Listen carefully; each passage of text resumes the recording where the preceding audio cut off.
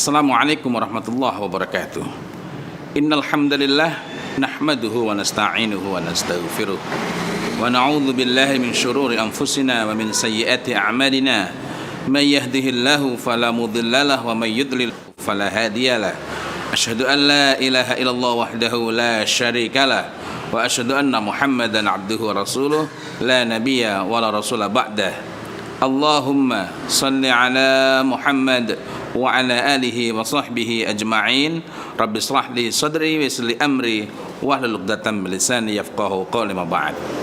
Sejak kapan anak bisa diajari membaca? Ada dua pengertian dalam hal ini. Yang pertama adalah memberikan pengalaman pra membaca, yakni menjadikan anak akrab dengan bacaan dan menyukai bacaan. Dan yang kedua adalah mengajarkan membaca secara terstruktur, mengenal unsur-unsur membaca seperti mengenal huruf, mengetahui cara membaca, dan pada akhirnya dapat merangkai tulisan, merangkai huruf-huruf itu menjadi satu kesatuan bacaan. Dalam hal yang pertama, memberikan pengalaman pra membaca, kita dapat memulai dari usia kapanpun semenjak anak dilahirkan. Dan terutama ketika anak itu sudah dapat mengikuti dengan gerakan matanya, mengikuti secara terarah apa yang kita berikan di hadapannya, berupa rangsang-rangsang apakah gerakan kita ataukah buku yang kita sodorkan ke hadapannya. Nah, saya dulu meyakini bahwa itu dimulai dari usia 2 tahun. Tetapi pada anak-anak saya berikutnya, saya mencoba di usia-usia yang lebih dini. Pada awalnya saya meyakini, sebagaimana dari teori-teori yang saya pelajari, bahwa mengajarkan membaca itu salah satunya dan yang paling utama adalah dengan WPB, Word Less Picture Book, yakni buku-buku yang penuh gambar dan sedikit sekali kata-katanya. Dan biasanya ini adalah buku-buku yang dicetak eksklusif dengan harga mahal. Akan tetapi pada anak-anak saya yang berikutnya, saya tidak lagi menggunakan itu. Artinya apapun itu, yang penting dapat menjadi bahan untuk kami bercerita, ibunya anak-anak itu membacakan, maka itu tidak menjadi persoalan. Baik itu buku-buku khusus untuk anak-anak ataukah buku-buku untuk dewasa yang memang isinya bagus untuk dicerna oleh anak-anak, meskipun sebagiannya mereka belum dapat menangkap dengan baik. Nah, mengakrabkan mereka dengan buku, dengan bahan-bahan bacaan, dan bahan-bahan bacaan itu bisa didapatkan dari mana saja. Tidak harus dengan harga mahal sebagaimana buku-buku yang khusus dikemas untuk anak-anak yang biasanya sampulnya tebal-tebal, kertasnya tebal-tebal, dan dicetak dengan sangat luks itu. Nah, dengan buku seadanya, yang penting antusiasme kita, yang penting perhatian kita, yang penting keterlibatan kita pada saat mengajarkan membaca, yang penting anak mendapatkan pengalaman yang berkesan pada saat mereka diajari membaca, maka itu jauh lebih berharga daripada ragam-ragam buku.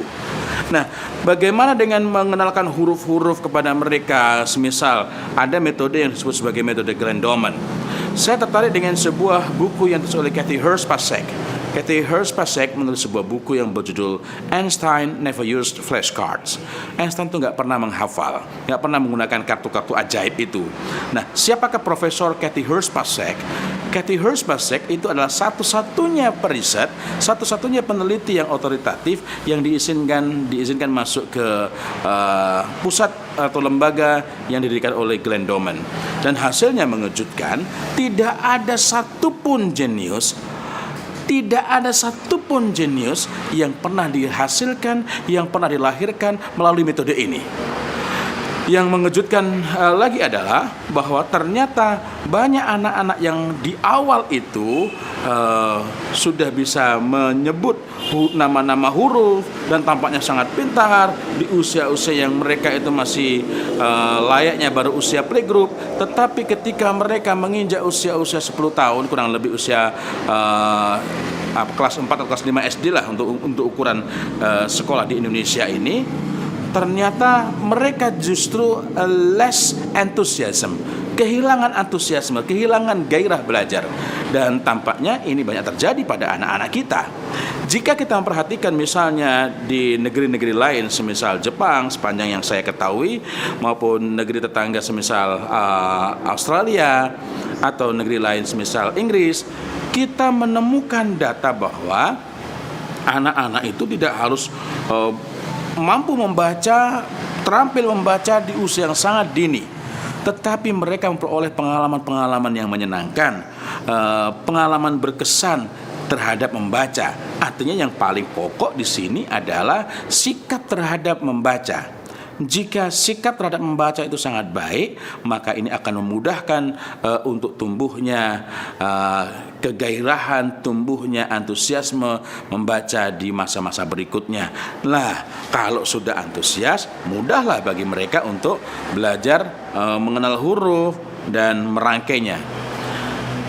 Saudara-saudara, ada satu pertanyaan, apakah tidak baik jika anak itu bisa menguasai membaca semenjak awal? Maka pertanyaan itu akan saya jawab lagi dengan pertanyaan, apa gunanya anak mengetahui itu semua jika kehilangan antusiasme? Karena itulah saya sering menyampaikan bahwa jika ada anak masuk SD kelas 1 misalnya, dia sudah terampil membaca, kita perlu telusuri.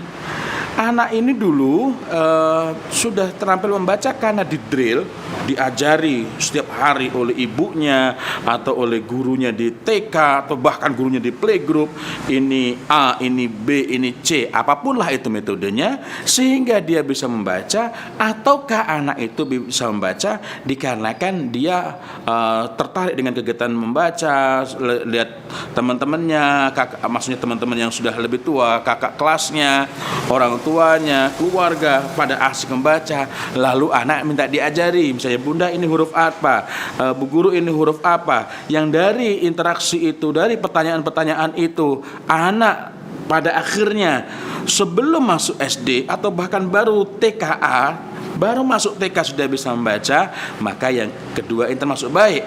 Tetapi jika anak di drill, yang kita khawatirkan adalah kelas 1 mereka bersemangat belajar, kelas 2 masih cukup semangat, kelas 3 falling down, merosot minat belajarnya, kelas 4 justru masa payah-payahnya, belajarnya ogah-ogahan, perilakunya susah dikendalikan, dan kelas 6 adalah saat-saat yang mencekam bagi orang tua, guru ataupun siswa.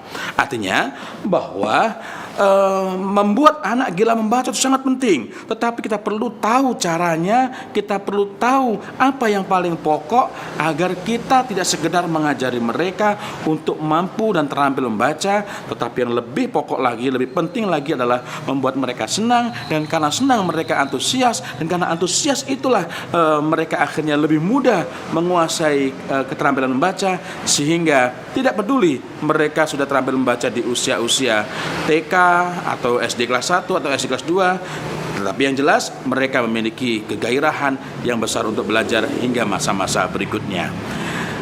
Saya kira itu dulu perbincangan tentang ini, tentu saja masih sangat panjang. Mudah-mudahan pada lain kesempatan. Salam saya Muhammad Fawzul Azim. Apa yang saya sampaikan pasti ada salahnya, itu kesalahan saya. Silakan ingatkan saya dengan akhlak seorang mukmin kepada saudaranya. Dan kalau ada yang benar, itu pasti dari Allah. Mudah-mudahan kita dapat melaksanakan sekuat kita, semampu kita. Astaghfirullahaladzim. Ihdinas shiratal mustaqim. Billahi taufiq wal hidayah, waridha wal inayah. Walhamdulillahi rabbil alamin. Assalamualaikum warahmatullahi wabarakatuh.